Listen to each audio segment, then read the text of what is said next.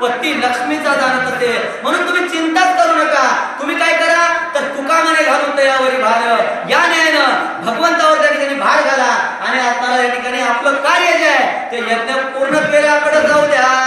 ऐकूनी श्रीरामाचे वचन, उल्हासले ऋषीचे मन, मग दीक्षा ग्रहणे गदिनंदन, आरंभ करी यज्ञासी.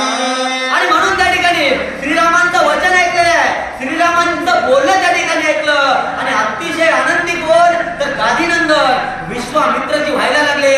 आणि विश्वामित्र त्या ठिकाणी आनंदी होऊन काय करायला लागले. तैसा चंद्र वेष्टित तारांगणे की मित्रा भवन्ते, तैसी किरणे तैसा ऋषी वेष्टित, वश कटारो दोषपये.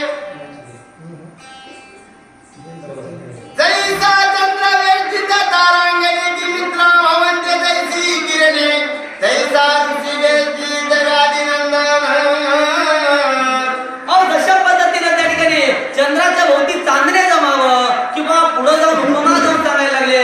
मित्र म्हणजे सूर्य आहे, सूर्य त्या ठिकाणी सहस्र किरण जशा पद्धतीने वेष्टावं, त्या किरणासारखं त्या ठिकाणी गादीतन आहे म्हणजे विश्वामित्र, त्या ठिकाणी विश्वामित्र ऋषींच्या भोवती सर्व असणारे संत मंडळी, सर्व असणारे त्या ठिकाणी साधू मंडळी जमावायला लागले. ओंकार सहित स्वाहा, अवदान टाकती सत्वर, विठ्ठला मंत्राचा गजर, वश कटार घोष पये. ओंकाराचा नाद त्या ठिकाणी व्हायला लागला. ओम स्वाहा अशा पद्धतीचं ते जे असणारं यज्ञातलं टाकणारं कुंडली, यज्ञ असणारं सामग्री आहे, ती सामग्री त्या ठिकाणी टाकायला लागले. आणि अशा पद्धतीनं सर्व त्या ठिकाणी साधू मंडळी यज्ञ करायला त्या ठिकाणी सुरुवात केलेली आहे. वाजता गेला वासरमणी,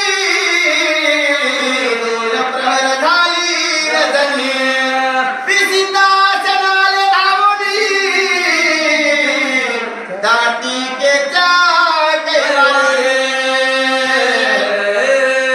त्या ठिकाणी वासर म्हणजे सूर्य अस्ताला गेलेला आहे, दोन प्रहर रजनी झालेली आहे म्हणजे दोन प्रहर रात्र झालेले आहे. आणि दोन प्रहर रात्र झाल्याच्या नंतर मात्र कोणाच्या ताटिकेचे कैवारी असणारे किंवा ताटिकेला ज्यांनी मारलंय त्याला आपण त्या ठिकाणी सूड उगवण्यासाठी रजनीचर म्हणजे राक्षस त्या यज्ञाच्या ठिकाणी यायला लागले. 20 कोटी रजनीचर मुख्य मारीच सुभाव्य चिर सिद्धाश्रमा समीप सत्वर, हात खोडीत पातले. किती राक्षस आले. 20 कोटी राक्षस त्या ठिकाणी आलेले आहेत. त्यामध्ये मुख्य कोण आहे तर असणारे त्या ठिकाणी मारीच आहे, सुबाहू आहे. अशा पद्धतीचे सर्व असणारे 20 कोटी राक्षसासह सुबाहू आणि मारीच सिद्ध आश्रमाजवळ आलेला आहे. हात खोडून हाताय कोणी दारुण, भयभीत झाले ब्राह्मण, गळती हातीचे अवदाने, वदनी कुपडी वळतसे. त्या ठिकाणी कोण तर त्या असणाऱ्या आरोळी किंवा रजनीचरांची राक्षसांची आरोळी त्या ठिकाणी ऐकली आणि त्या ठिकाणी ब्राह्मण भयभीत व्हायला लागले. कशामुळं तर असणारे हे जे आलेले आहेत राक्षस अतिशय महावीर आहेत आणि म्हणून त्या ठिकाणी आपला काही त्या ठिकाणी निभाव लागणार नाही. आणि म्हणून त्यांचं जे अवदान आहे त्या ठिकाणी टाकणारी आहुती जी आहे ती आहुती गळून जायला लागली. आता जशा पद्धतीने हनुमान पाटील आल्याच्या नंतर आमचं रस्ता पडलं होतं त्याच्याही पेक्षा अवघड त्या ठिकाणी व्हायला लागलं होतं. मनतीरा रक्षी रक्षी रघुनंदना, नरवीर स्रष्टा गोवी प्रपाळना, श्रीराम म्हणे ओ ब्राह्मणा, चिंता काही न करावी. आता त्या ठिकाणी म्हणायला लागले, अहो देवा आम्हाला या ठिकाणी वाचवा, तुका म्हणे तुला सोडविना कोणी, एका चक्र पाणी वाचून या. आणि म्हणून भगवंताचा धावा त्या ठिकाणी करायला लागले. आता आम्हाला वाचवा देवा. अशा पद्धतीची त्या ठिकाणी भाग, अशा पद्धतीची त्या ठिकाणी बोलावणं सर्व साधू मंडळी करायला लागले. एक म्हणे ब्राह्मणा,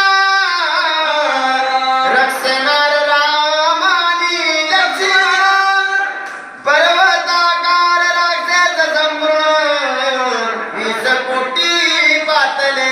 त्यातील एक म्हणायला लागलं, अहो त्या असणारे 20 कोटी आहेत, एवढे मोठे ताकदवर आहेत आणि इथं रचणारे रक्षण करणारे फक्त 2 राम आणि लक्ष्मण. आता आपलं काही खरं नाही.